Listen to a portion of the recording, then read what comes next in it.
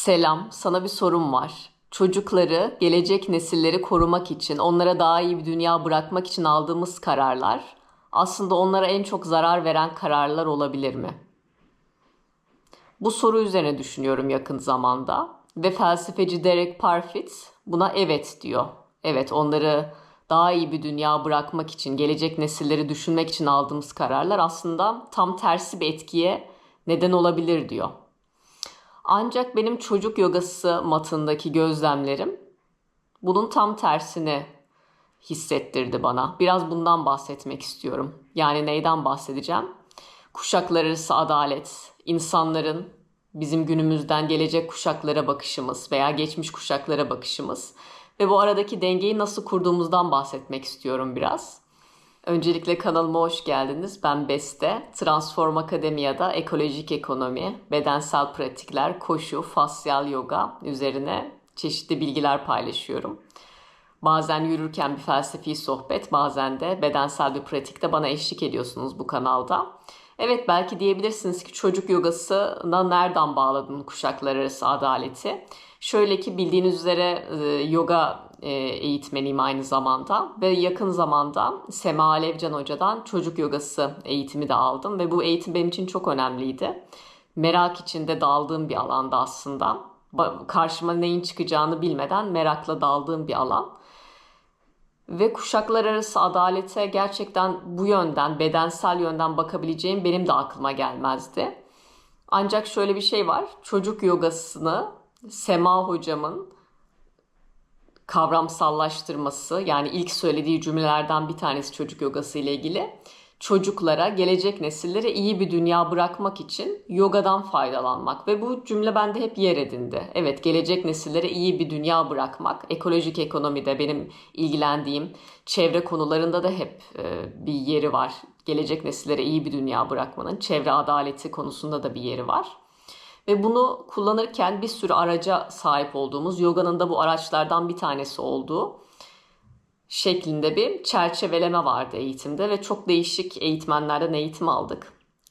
Burada şunu gördüm ki aslında çocukluk dediğimiz şey de değişiyor.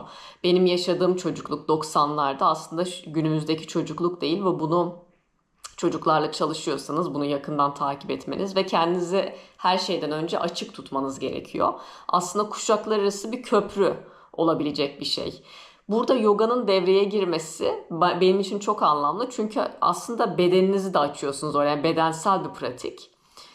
Ve tamamen o anda oluşan duygular, oluşan etkileşim, bedeni de dahil ediyorsunuz. Bunu sadece zihinde kalan bir yerden iletişim kurmuyorsunuz gelecek kuşaklarla. Ve bu yüzden benim için çok anlamlıydı. Değişen çocukluk üzerine çok fazla soru sorma fırsatı buldum. Bir yandan çevre adaleti aslında benim çalıştığım kadarıyla sadece gelecek nesillere de bakmıyor. Adil dönüşüm çalışıyorum. Örneğin kapatılan bir kömür santralinde uzun süredir orada çalışan işçiler işsiz kalıyor ve bu işçiler genellikle 50 yaşında olabiliyor. Emekliliğine yakın bir süre kalmış insanlar olabiliyor. Burada geçmiş nesillere karşı bir sorumluluğumuz var aslında ve insanlık olarak bu kuşaklar arası dengeyi kurmakta bir sorun yaşadığımızı görüyorum. Aslında bu her zaman olabilir ama şu günümüzde daha fazla bunun olduğunu düşünüyorum. Ve bir yerde de bu değişik kuşaklar arası etkileşim kaçınılmaz günümüzdeki hayatta. Bir şekilde kuşaklar birbirine değecek. Çünkü aslında bir deneyimin sürdürülmesi söz konusu. Burada aslında şunu anlamanın önemi bende doğdu. Çocuk nedir? Aslında değişen çocukluk deneyimi nedir? Çünkü hepimizin içinde de bir çocuk var. Onu da büyütmek ve ona da sahip çıkmak için aslında kendimize bir dokunuş o aslında. Sadece bir çocuk yogasında bir çocuğa dokunuş değil, kendi içindeki çocuğa dokunuş. Kendi içindeki çocuğa dokunduktan sonra aslında gelecek nesillere dokunduğunu hissettim. Şimdi çocuk yogası eğitiminden aldığım izlenimler, tabii ki çocuk gelişimi vesaire konusunda uzman değilim ama bu izlenimleri paylaşmak isterim. Belki farklı bir alanda uzman birisi olarak benim o eğitimden aldığım izlenimleri aktarmanın da anlamlı olduğunu düşünüyorum. Çünkü gerçekten çok farklı bir alana merak içinde baktım ve çok şey öğrendim kısa bir sürede. Bunun başlıcası aslında değişen çocukluk deneyimiydi en başta söylediğim gibi. Bu eğitimden en başlıca gözlemim elbette ki günümüzdeki çocukların teknolojiyle iç içe yetişmesi ve aslında doğadan koptukları yönündeki bir gözlem hepimizin aslında paylaşabileceği ve dikkat sürelerinin giderek kısalması çocuklarda, stres seviyelerinin artması ve bunu ifade edebilecek bedensel pratiklerin yetersizliği.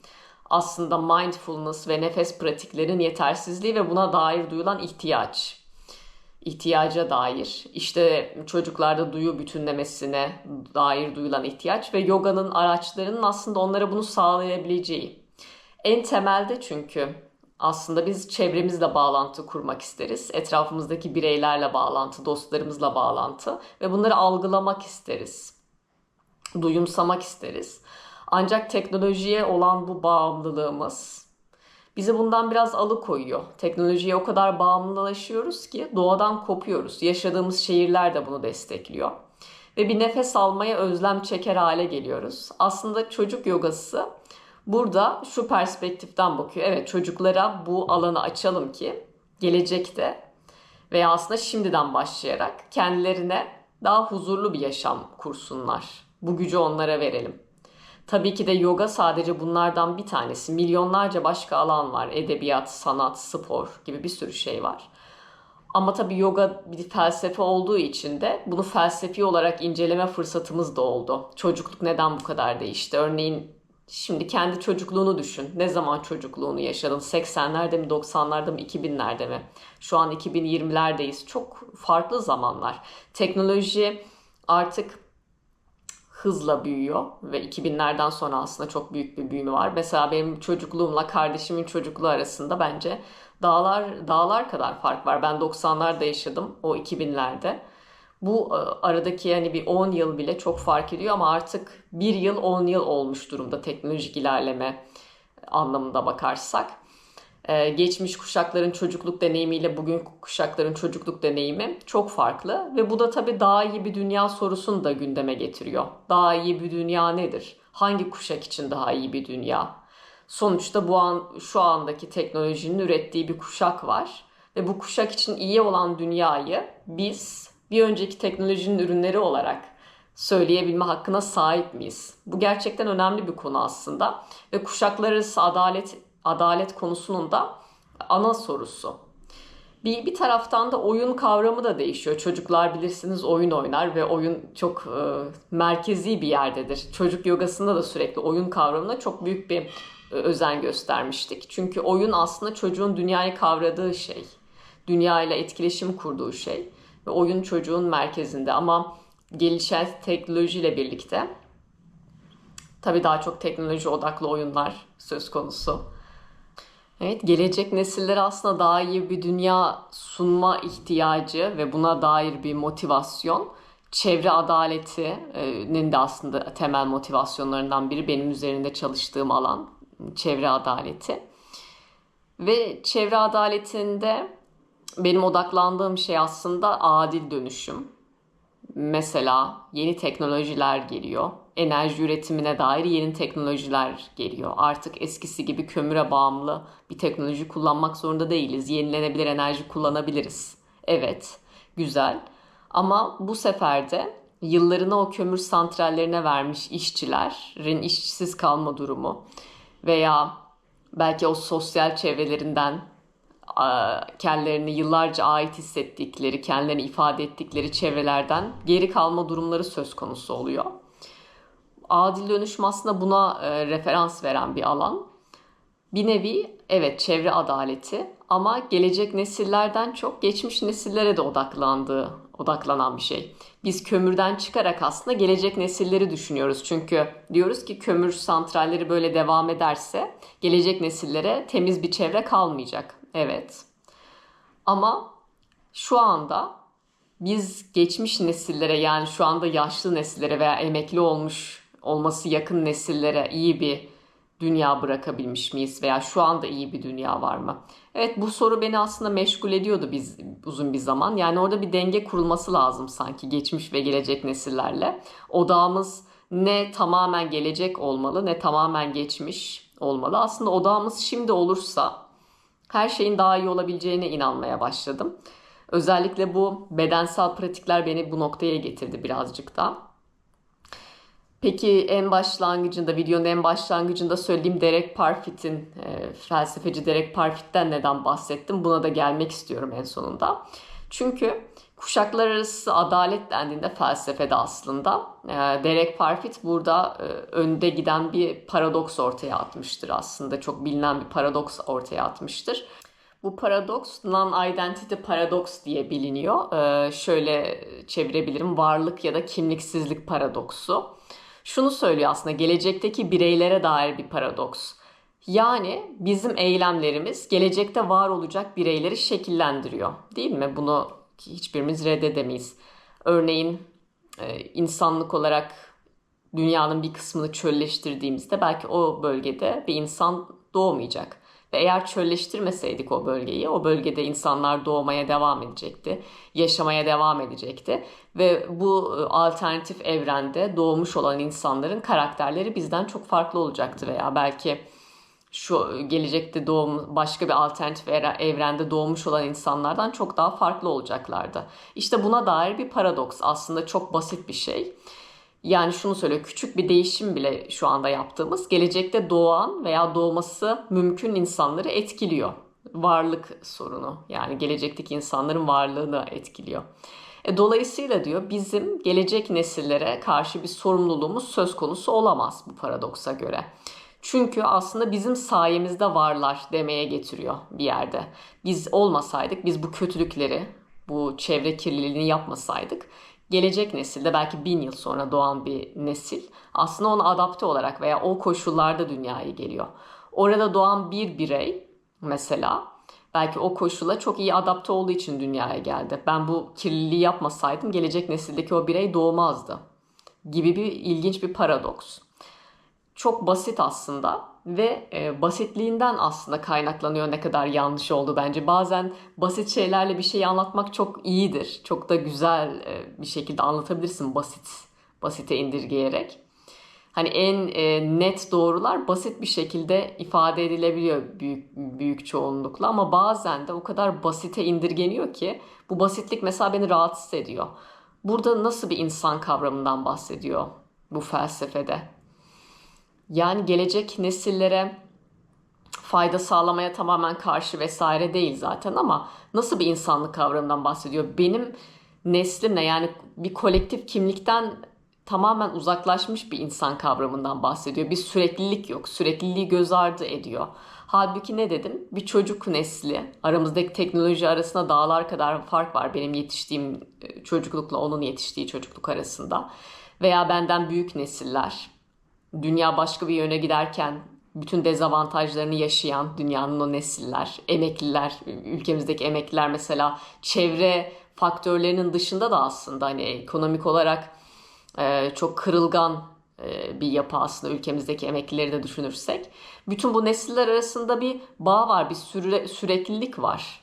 Ve insanlık var olduğu sürece aslında bu süreklilik de devam edecek. Aslında bir yay gibi biz birbirimize doğru açılan bir şeyiz. Ve bunu aslında hissetmek gerekiyor ki adaletten bahsedelim en başta. Adaleti bu kadar teknik bir paradoksa indirgemek benim pek hoşuma gitmedi. Ve ama yine de böyle bir konuyu tartışmaya açmak için provokatif bir başlangıç gerçekten. Çünkü gelecek nesiller evet bizden tamamen bağımsızdır diyor. Biz onlara bir şey yapmak zorunda değiliz. Belki iyi bir karar alacağız ama onların doğmamasını sağlayacağız diyor. Bir yandan da ilginç. Ama şöyle bir gerçek de var. Objektif gerçekler var. Bunlar paradoks olarak ifade edilebilir ve bizi bayağı bir sorumluluktan kurtarabilir. Ki tabii ki de Derek Parfit'in amacı böyle bir şey değildi. Çünkü bizim günümüzde etik eylemler yapmamızın tek nedeni gelecek kuşaklara olan sorumluluğumuz değil. Yine de kendisi diyor ki evet etik eylemler yapmalıyız çünkü başka motifler var aslında, başka motivasyonlar var.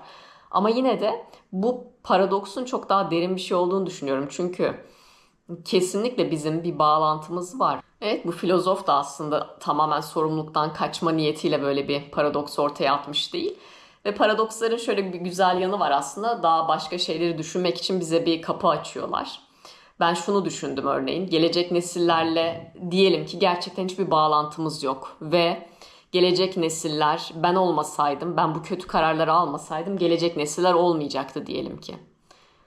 Ama şöyle de bir durum var. Gerçekten nasıl bir insan olmak istiyoruz sorusu ortaya çıkıyor. Ve bizi biz yapan o olacak. Nasıl bir insan olmak istiyorum?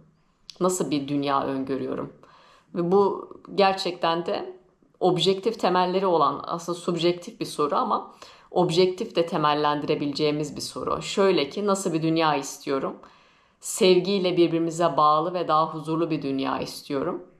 O zaman aslında kontrol edemediğim, sorumluluğumun alanına girmeyen şeyleri de sevebilir miyim? Mesela tabiatı severken, doğayı severken aslında ona hükmedemediğim ölçüde de seviyorum. Yani o da bana hükmetmiyor. Onun içinde yaşayarak seviyorum. Gelecek kuşaklarla olan bağımız da böyle olduğunda aslında geleceğe çok daha iyi bir dünya bırakacağımızı düşünüyorum. Ama asıl motif geleceğe iyi bir dünya bırakmak değil. Şu anda iyi bir dünyada olmak. Şu anda iyi bir dünyada olduğumuzda zaten gelecek ve geçmiş nesiller arasındaki o adaletsizlik, o çatışmanın ortadan kalkacağını düşünüyorum. Ve çocuk yogasından gördüğüm gibi her çocuk aslında biricik ve bu biricikliği kendi kontrolümüzün dışında olarak ve onu tek bir kalıba sokmak niyetinde de olmadan sevebilir miyiz? Bu soru gerçekten çok önemli. Evet, eğer bunu yapabilirsek bence her koşulda huzura ulaşabileceğimizi düşünüyorum insanlık olarak. Ve kuşaklar arası adalet üzerine konuştuğum bu videonun da sonuna geldim. Eğer bu tür içerikler ilginizi çekiyorsa kanalıma abone olmayı ve bildirimleri açmayı unutmayın. Gelecek videolarda görüşmek üzere. Kendinize çok iyi bakın. Hoşça kalın.